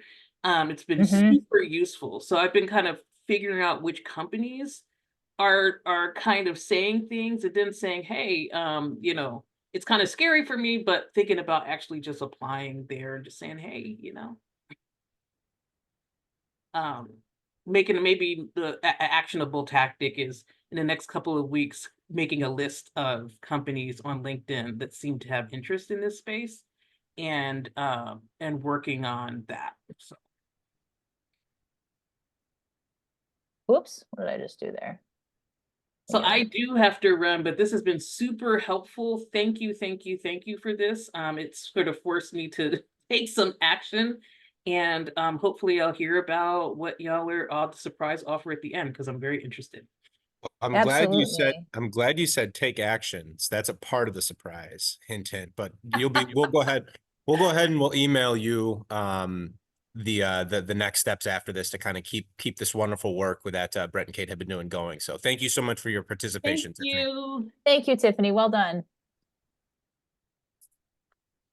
Okay, let's see. Oh, we have time. Who else would like to go? I'm gonna get up another tab here. Yeah, while you do that, a couple of things I wanted to share. I wanted to point out for people that was quite important. Cool. We're just gonna mute here for a second. All right. You notice that we're doing kind of a lot of cutting and pasting. And what I like about that, what comes out of our mind, don't think about it's right or wrong and I got to fit it there. Jot it all down. The cut and paste power is really powerful. Or if you're doing this on a piece of paper, consider doing it with Post-its to start so you can move them around. But the power here, again, getting the flow, and hopefully we've gone through a couple examples and you can see it, and we have time to do at least one more. We'd love to do one more because, hey, you're getting free coaching here. We want to help you be able to get ready to take that action.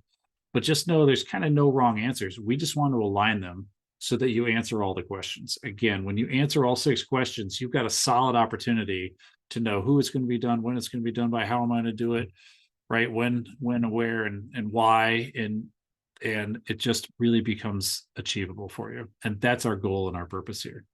So I'd love one more volunteer. I know we still have plenty on the call, and then we'll get to that special offer. There were so many wonderful businesses shared earlier. Oh, Diana, perfect. All right, Diana, the seat is yours. Let's go, Diana. Yeah, I can't leave your valuable time hanging. Okay, so I am Diana Pastrana. I work in conflict resolution in workplaces. My vision for my company has always been kind of my own autonomy and not getting somebody else rich when I'm working. But it's also to go in and help those people, kind of like Brittany said, who don't have as much of a voice in business. So really like the core of the work is giving equal voice to people that are experiencing conflict or concerns in the workplace. Ooh, that's really strong. Giving equal voice to people in conflict in business.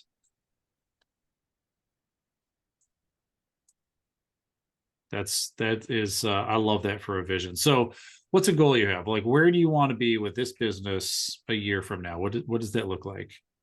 Yeah, I think I'm looking at a large client acquisition. Large clients seem to be like, I'm thinking over 1,000, but probably closer to 4,000 employees.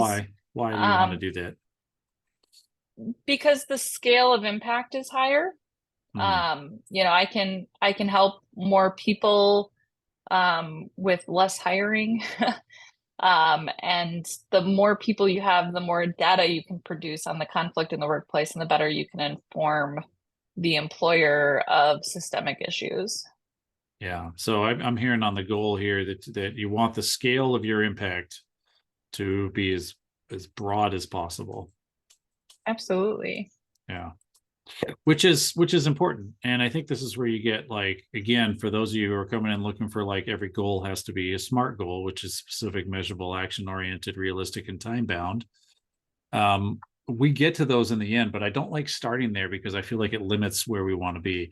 I love this thought that Diana has, that she wants her impact to be as broad as possible. That is going to have her focus in on specific what's and how's in order to achieve that. She could go into like every partnership situation, because partnerships in business are hard and they have a lot of conflict, but that doesn't fit her goal.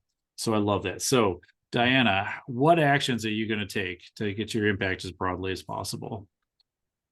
Well, I can tell you what actions I have taken, but I think what I'm struggling with is like I need to scale my thought process to be able to scale the business at that weight, at that weight class, we'll say. So I've been doing a lot of public speaking, whether that's through organizations or directly inside of companies, on conflict, on inclusion, on DEI. But I'm not really converting those, to be honest. Like, I mean, a lot of them are paid, so they're in and of themselves beneficial to my business. But I'm not finding a lot of long-term client relationships being built out of them. Okay. How long have you been doing this work? 2 years, a little under 2 years. Okay. And has it been Officially. specifically? Fair enough. Yeah, usually we bring in, a decade or more of experience into our category. We just didn't actually start trying to get paid for what we're doing independently. And that's a really good distinction. That's really important. So that's what you've done so far, and you're looking for, but you're not liking the conversion rate on that. So you're looking for some other strategies that could definitely fit in here. What else have you done? I do a lot of LinkedIn, love it or hate it. That's kind of where you can find me. But it's hard because I can't really oftentimes speak about my clients because they're confidential. Yeah. I'm finding that the more I educate in depth on the work that I do, the more people relate to it. The surface level, people don't really relate to the conflict resolution aspect, but when I start to really explain how I resolve conflict in workplaces, they tend to relate to it. But attention spans are so short, right? Like, people don't have time to sit and think about how to solve their problems. They have to deal with their problems. So yeah, that's one challenge, I guess. I don't know if that's a strategy. Well, so real question posting on LinkedIn is definitely a strategy, how we're going to get some stuff out there. question about your customers. Are they aware of the need to resolve the conflict resolution, or like what drives them to need to seek out your service? That's really my question. What problem are you solving? Like what urgent pain point are they experiencing where they're like, I got to hire Diana right now? So generally urgency in my clients are they have a discrimination complaint and they're worried about lawyers being hired. But I'm looking for people who are less on fire than that and maybe more just worried about retention issues or turnover in the workplace or just an elevated level of conflict in the workplace, because generally people who wait till the problem is so bad that they're like, please don't call a lawyer, call Diana instead. They want to put a Band-Aid on the problem instead of really looking holistically at the business and how that's supporting the conflict that is occurring. Yeah. That makes Yeah, sense. no, I totally appreciate that. Here's one thing that's coming to mind, and I know I slipped into coaching mode, and we'll get back, Yeah. get back here to the sheet here. But what's critical here is that we want to gain some clarity, because sometimes we're like, I don't know if I knew what action to take, I would have taken it, right? That is a lot of us, like, I'm doing the things I know how to do. They're not working as well as I'd hope they would, or they're not working as well yet, and I'm still struggling. One piece I would put to you, you have these larger organizations where you're making bigger impact. You're talking about issues that you want to address earlier rather than later. That's probably some of your talking point. When we're out there establishing subject matter expertise and understanding, number one, it does take time.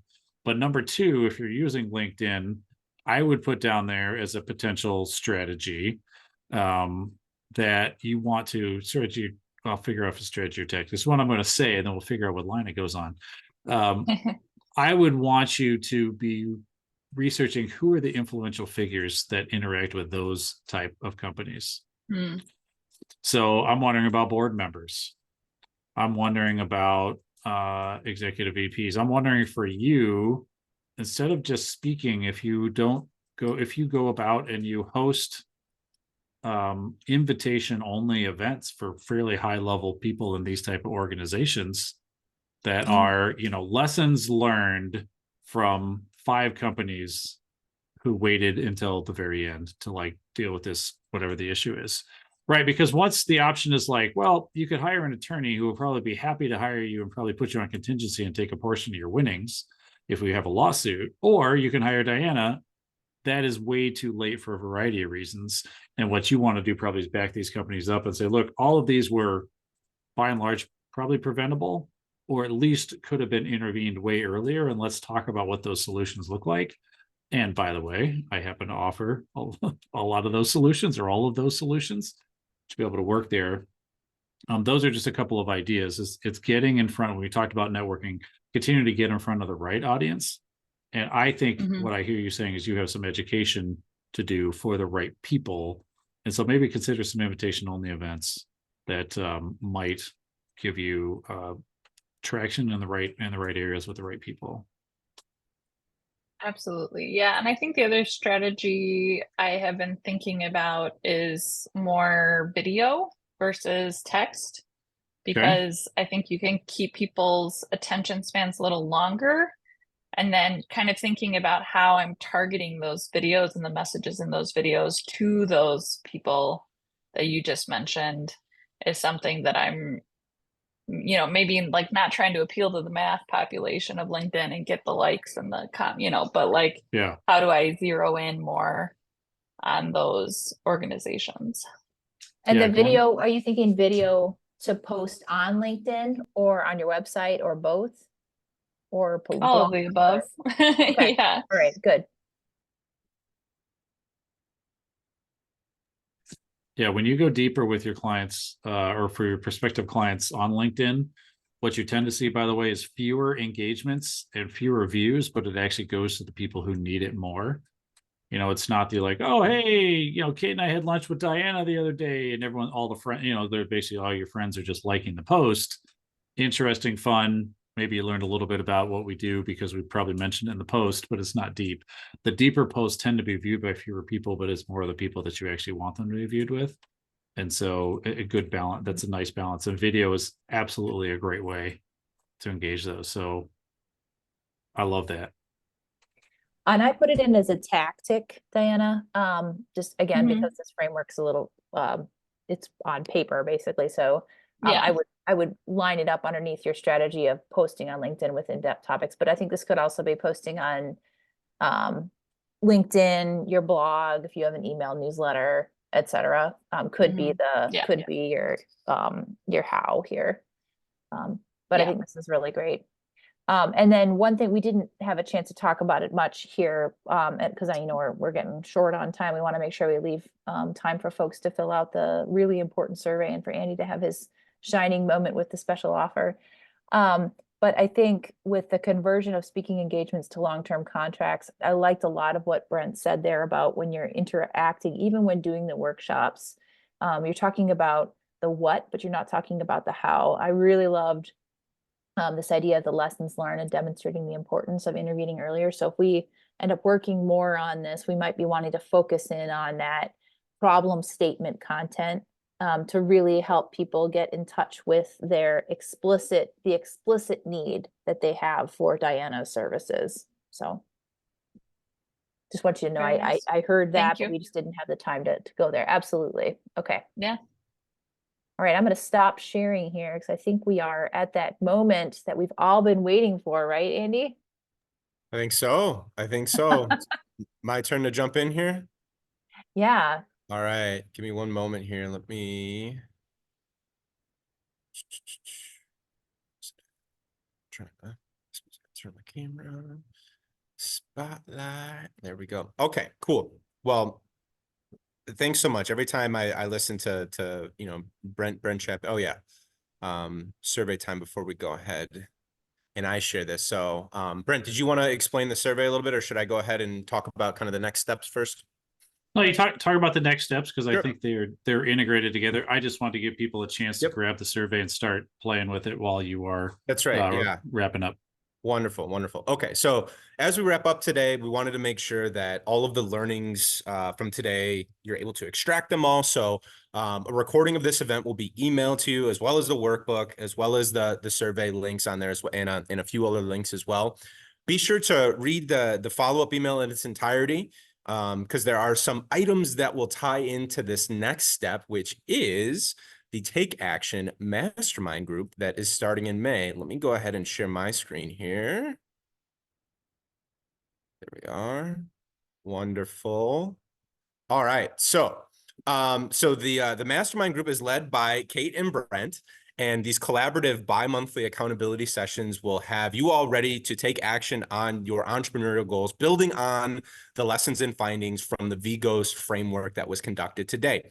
So you'll be surrounded by fellow goal-oriented business owners, and the mastermind is set to kick off with an interactive workshop in person at DreamBank to help you create that VGOST framework. The proprietary tool is key in helping you clarify your vision, to give you action steps to move your small business plan forward, and that the remainder of the sessions for over the next 3 months will be conducted in a supportive, judgment-free environment, providing immersive, collaborative guidance to position your small businesses for long-term success. So how we have this formatted is the first and last session will be in person at DreamBank here in Madison, and then the meat or the middle part of it will be virtual and conducted remotely. So how does this kind of break down? So you all completed the first steps in applying by completing this workshop here today, which is great. Step 2 is to fill out the forms that will be emailed to you to the email in which you used to register for the event today. And then go ahead and register via the QR code that's on the screen. Again, I will go ahead and make sure everyone's got all the links in case anything is missed today. So again, the format is as follows. There's 6 sessions in total, with the first and last being held in person in the DreamBank space. Registration is extremely limited, so be sure to go ahead and complete the pre-work if you are wanting to sign up. A waitlist will be enabled and monitored closely just to ensure that all seats are filled. So yeah, really excited to kind of build on the learnings here and have a cohort of fellow-minded folks pursuing a dream together. So with that, Brent and Kate, I don't know if you had anything else you wanted to add to that. Yeah, let's talk a little bit about what are you going to do when we're here in the Take Action group. So you saw how we worked through that format of the 6 questions of success, the VGOST. We want to continue to go down that path with you. and we're going to spend a little bit more time helping people break those out.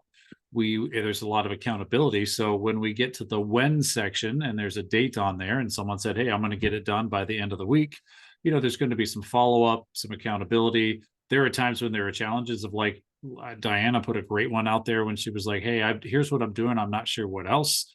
We can open it up to the group and say, hey, anyone got some feedback, been in similar situations or just ideas that can be helpful. So there's a lot of power both in the accountability, the checking in, the sharing the goals, making sure they're achievable, getting the encouragement as we continue to go through it. And what we want to do, because this is framed over really a 3-month segment between May and July, is to help you dial in. Is there something that we can accomplish in that 3-month section that when you get done coming out of the back of that is going to be a significant advance in wherever you're at in your business? And it doesn't matter if you're just thinking about getting started or you've been going for 10 years and now you're ready to go land the big whatever. Like, all that's fair game. It could be a personal goal, quite frankly, like you're ready to like change some things around personally and make that achieving. This is a intensive experience to help you be able to hit that. And then when you see that it works, ideally we've invested enough energy in there that it can start to become repeatable for you as you accelerate out of the program. Yeah, I really love that. Oh, sorry, Andy, do you mind No, if I go just ahead, add go to ahead. it? Okay. And when the link that Brent just dropped in the chat as well is, this is something that will help us as we're sort of vetting, those folks that we think would be a good fit for this mastermind, the Take Action groups, because they really are designed for those of us who are ready to take action and to make progress. And it is absolutely okay if that is not you. But those are what those we want to make sure that those are a good fit. So bi-monthly is helpful too, because a lot can happen in a month, right? So, but if it's bi-monthly, if something happens, okay, great, it's only a week until I'm going to go talk to my people again. And we do really hope that that group ends up feeling like these are my people, right? So we have sort of it's not legally binding, but it's a little bit like, hey, what's said in the group stays in the group, right? Because we're going to be sharing with one another about our businesses. And like Brent hinted at a little bit before, from our experience, and we've facilitated, you don't even want to know how many years of groups we've facilitated a lot. We have found that there is a really healthy level of humility that we can all have by listening to the wisdom of the group. So someone who may not have been in business as long as you are, or their business is in a completely different sector, being able to listen and hear those points of view just makes us all stronger. And part of our job as the coaches is to facilitate that, make sure that, everyone's getting airtime. Those of us who are more talkers than others, part of our job is to draw people out in a gentle way. And then also we're the coach, right? So we're trying to gently kind of push people to become more, but also we need to make sure that we're not pushing so hard that you leave crying in tears, or you turn off your camera and we never see you again, right? So that's sort of the nuance, that our commitment to you is that we will gently push, and if you want to be pushed harder, we'll push you harder. But these groups are intended for those of us who are ready to see real change. Thanks for that. Thank you for that. And I think that's a good place to kind of wrap things from there. Before we go ahead and conclude, are there any questions at all for Brent or Kate or myself regarding anything that was shared today or anything from a DreamBank programming perspective?